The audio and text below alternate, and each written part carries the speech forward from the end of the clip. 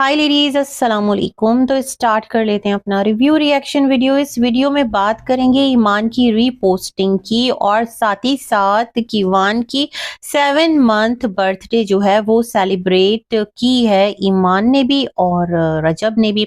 अच्छा, यहाँ पर जो ईमान है उन्होंने अपनी इंस्टा स्टोरी पर एक पोस्ट शेयर किया है, अपने बेटे को विशेस दी हैं 7 मंथ बर्थडे का।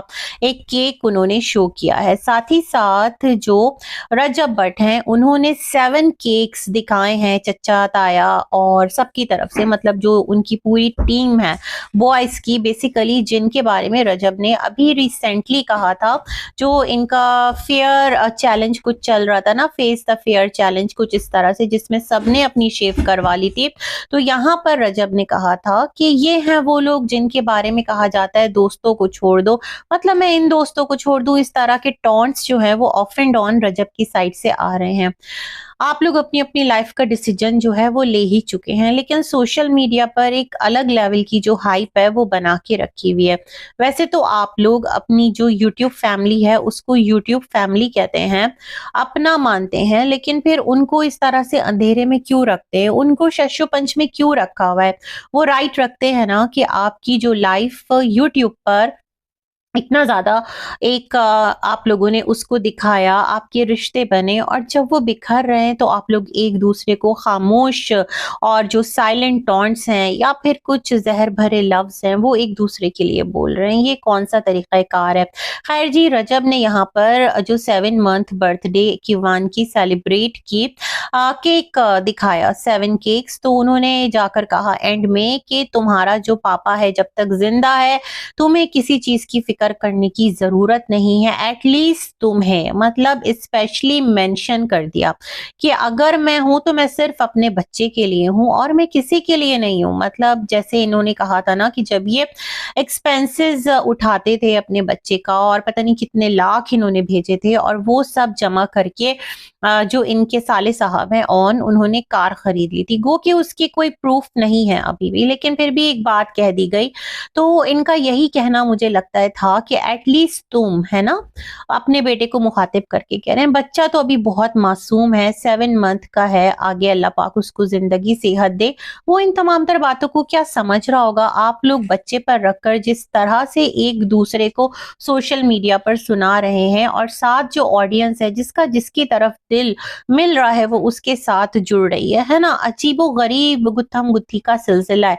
अच्छा, ईमान ने जो रिपोस्ट किया है, उसने रिपोस्ट किया है कि बतौर औरत वो आगे बढ़ सकती है बहुत सारी बातों को भुलाकर, लेकिन बतौर माँ जो उसके बच्चे के साथ गलत करे वो उसको कभी माफ नहीं कर सकती। तो ये एक रीपोस्टिंग जो है ईमान की वो मौजूद है, जहां से क्लियर जो एक है ना खामोश साइलेंट वॉर का दोनों के दरमियान, रजब और ईमान के दरमियान, कि कोई भी नरम पड़ने को तैयार नहीं है, कोई भी झुकने को तैयार नहीं है, कोई भी सुलह के लिए पेशरफ्त करने को तैयार नहीं है।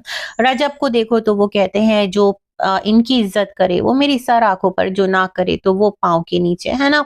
और इसी तरह से सामने से भी जो मैसेजेस हैं वो थ्रो किए जा रहे हैं कि इज्जत जिल्लत जो है बेसिकली वो अल्लाह के हाथ है और आप जिसे इज्जत मानते हो वो कैसी इज्जत है। हर तरह से जो चीजें हैं ना वो मुकाबलेबाजी पर चल रही हैं। खैर, ये तमाम तर सिलसिले जो हैं वो तो जारी और सारी हैं, अब देखते हैं कि क्या होगा। लेकिन साथ ही साथ जो यहाँ पर रजब साहब हैं उन्होंने अनाउंस कर दिया है कि वो एक और चैनल अपना लॉन्च करने वाले हैं, है ना, क्योंकि बहुत सारे जो उनके फैन हैं वो उनके इस लुक को पसंद कर रहे हैं जो उन्होंने अभी रिसेंटली एक अपना चेंज किया है, और वो चाह रहे हैं जो इनकी जिम रूटीन है, जो इनकी डाइट रूटीन है, तो ये सब कुछ वो शेयर करें। तो इनका कहना था कि जो ये बेसिकली मेन चैनल है ना ये इंटरटेनमेंट के लिए है, तो इसको डिस्टर्ब नहीं करना चाहते, क्योंकि इस पर जो ऑडियंस है वो थोड़ा अलग लेवल से आती है, थोड़ा अलग माइंडसेट के साथ आ रही होती है। तो एक और चैनल स्टार्ट करेंगे जिस पर वंस अ वीक और ट्वाइस अ वीक ये जिम से रिलेटेड वीडियो डाला करेंगे। अभी इस बारे में सोच रहे हैं, अपने बॉयज के साथ मशवरा करें। तो मुझे लगता है रजब भी फुल तैयारी में है सोशल मीडिया प्रेजेंस को स्ट्रॉन्ग से स्ट्रॉन्ग तर बनाने की, और उधर ईमान भी पीछे हटने को तैयार नहीं है। मिलियंस मेरे ख्याल में हो जाएगा उसका इंस्टा पर, तो मुझे लगता है कि ईमान का यूट्यूब चैनल आएगा और फिर जो ईमान है वो पूरी एक तरह से ना यूट्यूब की जो एक फील्ड है, दुनिया है, उसमें एंट्री देगी। व्लॉगिंग कह लें, लाइफ स्टाइल कह लें, जो भी कुछ है। लोग ईमान को बहुत ज्यादा क्रिटिसाइज करें, मुझे एक रवैया समझ में नहीं आता। देखें, एक जो शादीशुदा जिंदगी है ना, उसमें शौहर और बीवी दोनों के एक मुश्तरका समझदारी से, म्यूचुअल अंडरस्टैंडिंग से ये रिश्ता चलता है। कभी कोई नर्म पड़ता है, कभी कोई नर्म पड़ता है। ये नहीं कि एवरी टाइम जो एक सामने वाला शख्स है वही झुकता रहे, वही जो है आपकी हर जो खता है उसको माफ करता रहे। थोड़ा दिल आपको भी तो बड़ा करना चाहिए। मुझे एक रवैया बहुत अजीब लग रहा है। अभी मैं कुछ वीडियो सुन रही थी एक साहब की, जहां पर वो कह रहे थे उन्होंने रील लगाई थी किसी लड़की की ना, जो कह रही थी कि आपने कैसे अपनी जो पढ़ी लिखी बेटी है उसको उठाकर ऐसे ही गवारों में दे दी। अब खैर ऐसे ही तो नहीं दे दी होगी, कुछ तो देखा होगा ना, जो ईमान की मदर की साइड है उन्होंने, है ना। और रजब की एजुकेशन नहीं है, बट उसकी जो सिस्टर है वो अच्छी खासी एजुकेटेड लेडी है। तो खैर एनीवेज, यहाँ पर वो कह रहे थे कि तो अगर ईमान बीबी पढ़ी लिखी हैं तो फिर उन्हें चाहिए कि वो अपने शौहर को चेंज करने की कोशिश करती, मतलब उसके साथ रहती, उसको बदलने की कोशिश करती। उनके पढ़े लिखे होने का फिर क्या फायदा जब वो ये तमाम तर काम नहीं कर सकी, और अगर वो चेंज नहीं कर सकती तो आजमाइश समझकर शौहर के साथ जिंदगी गुजारती बच्चे के लिए। क्यों भाई, एक जो औरत है क्या उसकी लाइफ एंड हो जाती है? क्या उसकी जिंदगी का कोई मकसद नहीं है? अगर वो एक रिश्ते में बन गई है तो उसकी जो है हक तलफी होती रहे, उसका जो है जीना हराम किया जाता रहे, और क्योंकि सामने वाला जो है वो उसका शौहर है तो उसकी हर जुल्म ज्यादती को वो बर्दाश्त करे। अगर बर्दाश्त है तो फिर दोनों को बर्दाश्त करना है। अगर रिश्ता संभालना है अपने बच्चे के लिए तो फिर दोनों को एक दूसरे की जो मिस्टेक्स हैं, खताएं हैं, उसको माफ करना है और एक नई शुरुआत करनी है।